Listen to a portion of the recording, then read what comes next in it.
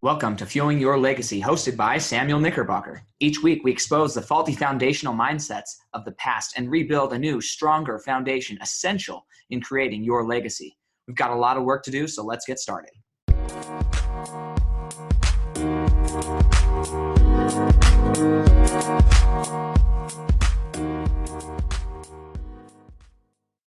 Welcome back to Fueling Your Legacy, and just wanted to let you guys know it has been an awesome journey so far.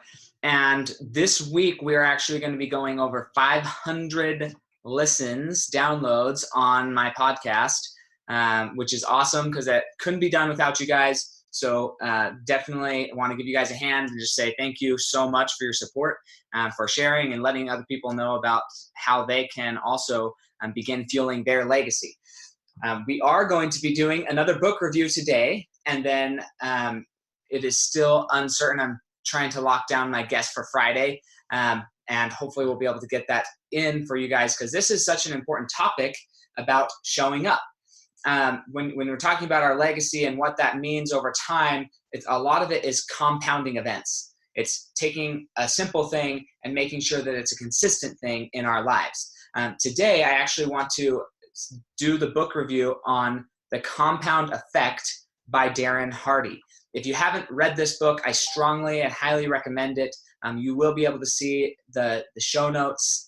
There will be a link there to where you can go and get it from Amazon, or if you know how to get it somewhere else, on YouTube, whatever.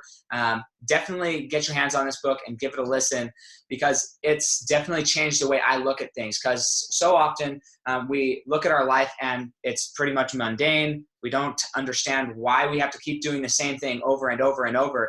And because of that, then sometimes we just back off. We say, I don't see any results from this. I'm not going to do it. It's like if you go to the gym, right? This happens every year. At the beginning of the year, people set these grand goals to go to the gym and work out and to exercise, and they're going to lose all this weight. And they make it like 2 or 3 months, but maybe they don't see a lot of results. And so then they just quit. They don't really wait for the compound effect to really take hold. The word compound is so interesting because it can be used often, and often is used in relation to money, and the compounding of your retirement, the compounding of your money. Well, that same compounding effect happens in our lives with all of our habits, all of the things that we're doing, the way we think, the way we act, the way we treat our children, the way we treat our spouses, the way we treat our business partners, whatever it is, this compounding effect is just going to get more and more ingrained in us. So let's talk about just the word compound and what does that mean. In the very beginning, there was a principle, well, I shouldn't say the very beginning, but Albert Einstein came up with this principle called the Rule of 72.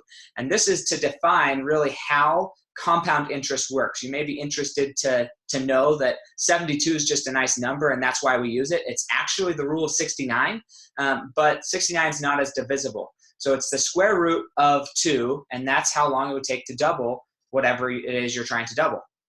Now, in a mathematical equation, you divide 72 by whatever number of interest you have, and that would tell you how long it would take your money to double. Okay, so if you start out with like a penny and you're doubling that 20 to 30 times, for the first 25 times, you're really even 20, doubling it 1 to 20 times with a penny, you're only going to have like $5,000. You're not going to have a lot of money. But by the time it's doubled an extra 10 times, then you're up over $10 million, right? So what we learned from that is the beginning doubles, they're very small, 1 to 2, 2 to 4, 4 to 8 pennies, 8 pennies to 16 pennies, 16 pennies to 32 pennies to 64 pennies, and just like, it seems like, wow, I've doubled this every month or every year and I've barely gotten anywhere with these pennies.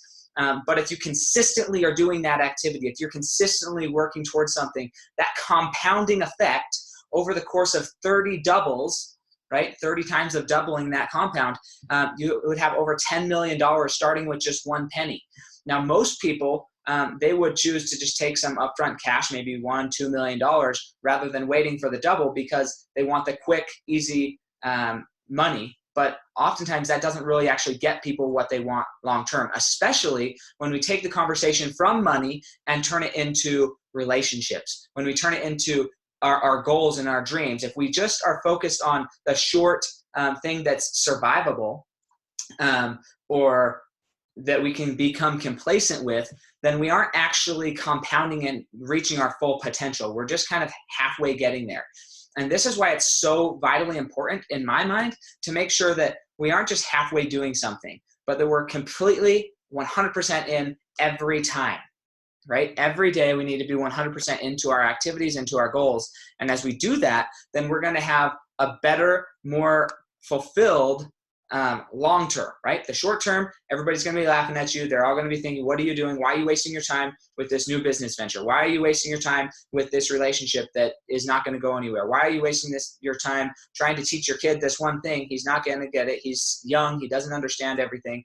You know, all of those things may be true, but it's that compounding effect. As you create consistency in your life and you compound your efforts day in and day out throughout all the monotony of it, then in the long run, that's going to create something that's beautiful and really, really transformative in your life.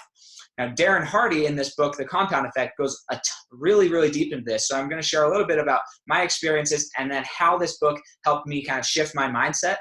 When I first started working as a younger man, I was working in construction. I worked in landscaping. I worked in a honey extracting plant. It was hard, man, hard, laborious labor. And I was really weak. I wasn't strong enough to do this, but as I was carrying bricks or doing whatever I was doing, I would just choose a little bit more weight every day. And the compound of that, I ended up being the strongest I think I've ever been in my life when I was probably 13, 14 years old. I was able to do more physically, lift more weight and maneuver more things when I was younger than I can even today, because I've not been in that regular habit of maneuvering those things. And that same way happens with my mindset. I wanted to learn to read. I'm dyslexic, and so reading was really difficult. And so I found ways to read, but it took a long time. And now I'm not the fastest world's reader, right? But I'm pretty decent at reading, and I can read a book about a book a month, 300-page book a month, if that's what I choose to do. And that's because of the time that I put in over my lifetime to get better at reading. Now, was it always enjoyable? No, it wasn't. But because I compounded that effect, I put in the hard work. Okay, Darren Hardy in his book, I love this, says when anybody asks you about what's the key to success, how do you become successful? He says, don't tell them anything other than hard freaking work. Right? That's how he says it. Hard freaking work. And it's so important that we recognize there's no shortcut to success. There's no shortcut to really achieving your full potential. You might be able to get a shortcut to get a specific little thing, but as far as reaching your full potential, you can't shortcut yourself, because every time you shortcut yourself, you're missing out on some of those compounds, some of those experiences that are going to launch you into a better, more full existence. Even though some of those experiences are difficult and painful and you don't really want to deal with them, it's important that we gradually go through those compounds and let those happen to us. Look at everything from a positive point of view and focus on what we are accomplishing. Our greatest success is that we achieved something today, that we woke up in the morning and we were able to do something today. And that's what we have to focus on, because he says, yeah, it's hard freaking work. It's mundane. It's unexciting. It's super unsexy. It's laborious and it's frustrating, right? That's everything that people aren't showing you on social media for the most part. People are going to show you all the things that they do and all of their successes, all the trips they go on, all those things. But when it comes down to it, are they showing you how many appointments cancel on them? Are they showing you how many times their kid told them no? Are they showing you how many times their kid was screaming at them, not being all cute on the camera? Are they showing you how many times they failed to show up fully for their spouse, or that their spouse maybe wasn't? And probably don't show your spouse not showing up, but you can show you not showing up for your spouse, because that's you, right? You can be accountable to other people and show those things. No, all that happens is they show the few beautiful moments, but in between those beautiful moments, there's a lot of hard work. There's a lot of things that go on to compound into that beautiful moment. And so when you're thinking about your legacy is not just going to happen at the end of your life. I mean, to one degree or another, people will remember you for not doing something or for what you did. And you get to decide, one, do you want to be remembered for not doing something or for doing something? And then two, what is that something you want to do? What's meaningful to you? I'm a part of a Toastmasters group, and I asked this question to multiple people. And one answer was, I just really want to have my legacy be about my dogs and that I rescued dogs. Another one was that he was completely honest. He was sometimes a little bit of an ass, but he was completely honest. And those are his words, not mine. But it's important to recognize that we all have a legacy, and it's important to think about, what do I want my legacy to be, and how am I creating that legacy over time? Not, okay, I'm just going to go about my life, and then at the end, I'm going to tell my family what my legacy is going to be. I promise you, they're going to look at your life as a sum total of what you were able to accomplish, and they're going to say, this was your legacy, not what you told them your legacy was, but what you actually did, what you actually accomplished. And because of that, it's really important to start planning day in, day out, and let that compound, so that by the time you get to your deathbed, by the time you get to wanting to actually be recognized for a legacy, that there's actually something of substance there, but it comes from the small little compounds. Another thing that he mentioned, and I resonate so much with this, I think you guys will as well, and that is that you can never own success, right? So many of these people who have been successful in their life, they think they've made it. They think they've arrived, but it's not something you can own. Just as quickly as you achieve success, you can lose it as well. One of my dreams is to create a podcast or some type of situation where I can work with homeless people who have maybe just fallen on some bad luck and move them into a more fulfilling state of life where they feel like they're accomplishing something. And the reason for that, one of the main reasons for me for that, is that I've met a lot of homeless people, a lot of people who are on the streets. I've talked to them. These people are incredible human beings. A lot of them are Army veterans. They've accomplished so much. They were leaders in the Army. Some of them even successful business people who went through a divorce or went through a serious bout of depression, lost everything, and then they didn't have anywhere to start, and they just need help to get started again. But unfortunately, we just pass by them because many of us don't have the capability to help them yet. And so this is one of my dreams, and it's just so interesting. You can never own success. Just because you've achieved it doesn't mean that you own it. However, you can rent it. And when you rent something, there's rent that's due, right? For success, your rent is due every day, not just once a month, not just once a year. You have to consistently, using the compound effect, consistently create habits and lifestyle changes to where you are living a successful life. You're constantly improving. You're constantly moving towards the ultimate creation of your legacy that you actually want to have, right? Right now, you can create in your mind, and you can go there in your mind. You can experience what it'll feel like to have this legacy, experience gratitude for achieving this legacy. But then once you've done that in your mind and you've gotten emotionally in a state where you're there, that's when the actions come in, and you actually have to fulfill your dream. And that's a blessing as well as sometimes a curse. If you're unwilling to do it, then you're not going to end up with that legacy. No matter how much you think about it, no matter how much you want it, you're not going to get that legacy.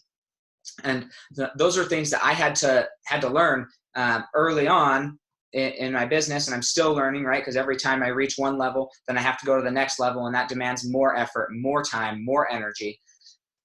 But as I've done that, and as I've learned, hey, I've got to wake up every day and pay the price. I've got to show up to the office every day, not just some of the days. I have to show up every day. I've got to show up before anybody else. I've got to stay a little bit later than anybody else. I've got to get in a few more calls than anybody else. I've got to knock a few more doors when I was doing summer sales. I've got to be a little kinder to everybody else. I've got to just do all these things and create a lifestyle and have it become part of my character to just work harder every day. I was talking to my mom last night, and it was an interesting conversation because she was asking me if I wanted this tile that says something to the effect of Knickerbocker, remember who you are and live true to the name, right? The last name Knickerbocker. And I was like, that's interesting. I wonder what that means, because I don't know what that means. And she said, as our mother, she would hope that means that we are all known for being absolutely hard workers, and that's a trait that sticks out to everybody around us. And I think that that's a good trait. And for me, I can resonate with that. But more important than being a hard worker and just being a hard worker to be recognized by others, I would hope that people are going to be hard workers because they themselves know that it's necessary. They themselves are applying that compounding effect into their lives, and they're working hard for themselves. They're working hard for their legacy, not to be recognized of others, but to create something of significant value that's going to live generations beyond them to bless the lives of others. And when I think of what does the Knickerbocker name mean to me, I think of am I somebody who says what I'm going to, does what I say I'm going to do? Number one, do I have a high level of integrity in that area? The other thing that I think of is, am I willing to live true to who I am without worry or concern about what other people do think?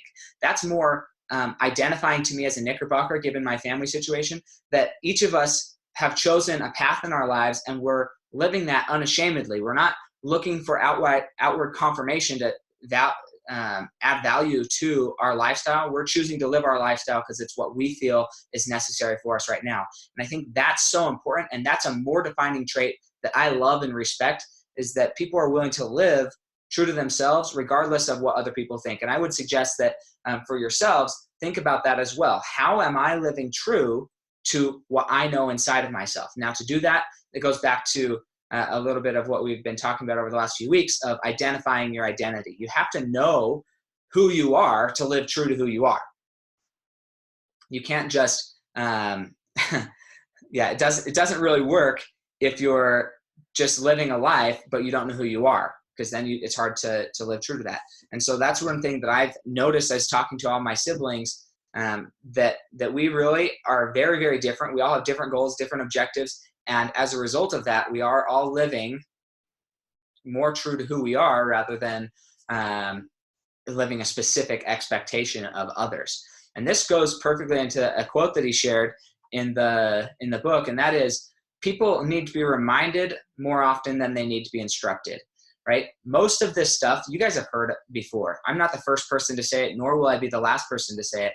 And it's less about instructing people to do new things. There's tons of people who have an immense amount of knowledge, people with PhDs, 2 or 3 PhDs, and they still have not learned to apply the rules of success. They've not learned to apply and earn the income and provide for their family the way they want to.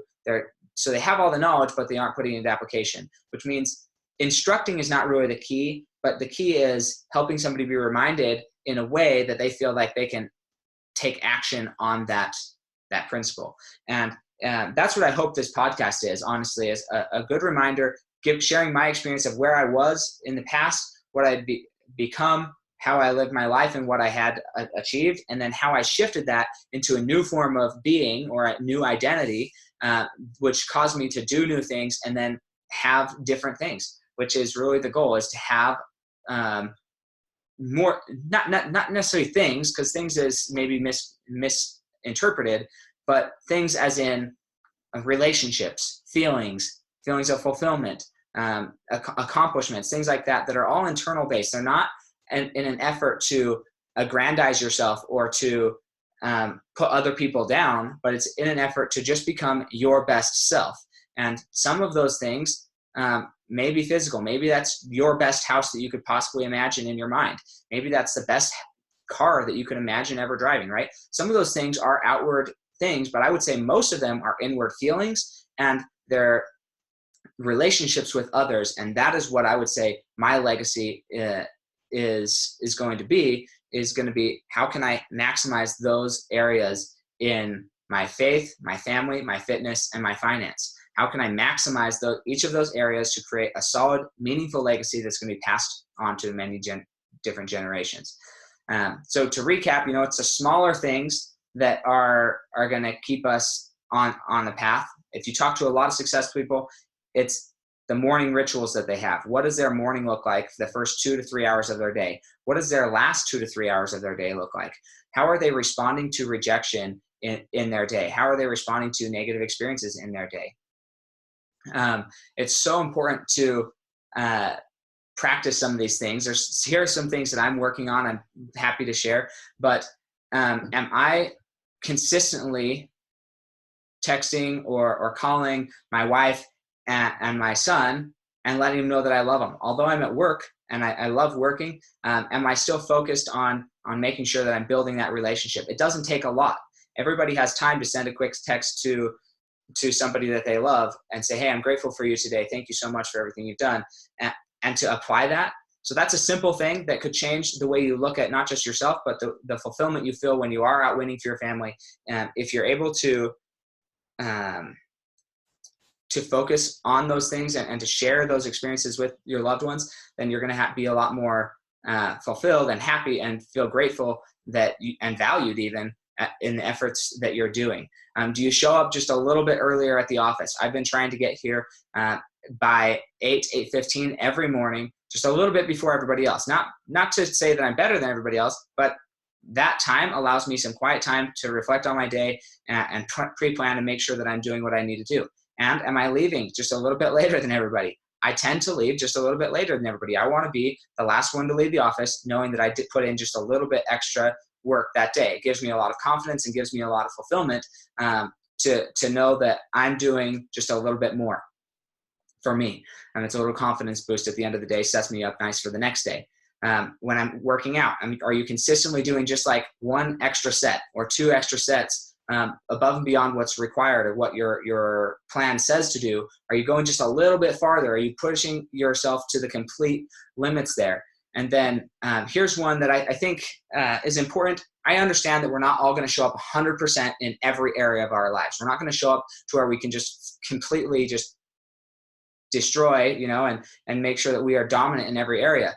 But what I do believe is that when everybody else shows up at 70% or 50% or 80%, whatever the case may be, can you show up just 5% more than the average in the room? Can you be leading that average rather than tailing that average? Can you be pulling everybody else up, or are you pulling everybody else down with your energies? And that's a huge thing to think about. In my mind, it's all a decision. When I see other people and see how they're acting, as humans, we tend to do a lot of crowd control, right? We're going to look at other people and then we're going to choose to act the way other people are acting. We feed off each other's energy. And so if that's the case, can we set that bar of energy just a little bit higher so that everybody else in the room is up there with us? And as they increase, then we can increase. And as they increase, we can increase. And as we do that, we can all rise together, right? It's not about being better than somebody else. It's about giving an example to lift others up. Okay, it's not about the ego side is saying I'm better than you up here. The love, the greatness side is saying, hey, I'm up here. Let's bring you up as well. And that's so important to recognize that when you're thinking of like a legacy, what do you want your legacy to be? Do you want your legacy to be that you thought you were better than everybody else, or do you want your legacy to be that you're lifting people up by your efforts? And I know that all the moms out there, all the dads out there who have children, that's a serious thing. You don't want necessarily your kids leading you. You want to be an example. You want to be setting yourself up in a position that your children feel comfortable following every step that you take, every action that you do. And if you do that and you consistently are focused on how can I leave the best legacy for my children and for those in my community, in my country, I'm very confident that you guys will succeed at that and that you will enjoy the fruits from that. So that being said, definitely I can't stress enough this book, The Compound Effect. I just tried to share a little bit of the key things that I got out of it and how they applied to my life. But definitely go get this book because it will change the way you view your daily activities. Those things that you right now are dreading when you wake up, it'll change the way you view them because it puts into perspective the long-term benefit of doing the compounding, doing those things day in and day out, even when they're not fun, not missing it so that you can keep compounding your efforts and your energies. That being said, I appreciate you guys listening. I appreciate your time. If you so desire, I'd love to hear your comments, your reviews, the good, the bad, the ugly, whatever it is that you feel necessary to say. I'm open to feedback, and I want to be able to help and bless you guys as much as possible. So if there's a way that I can share more about how valuable it is to show up or share some of your experiences about showing up, I'd love to do that. If you have other book recommendations that have helped you guys in the past to show up better in your life, for your family, for your business, whatever it may be, post them here in the comments or in the review section on the podcast, and we will move forward from there. Hey, thanks a bunch, and we will catch you next time on Fueling Your Legacy.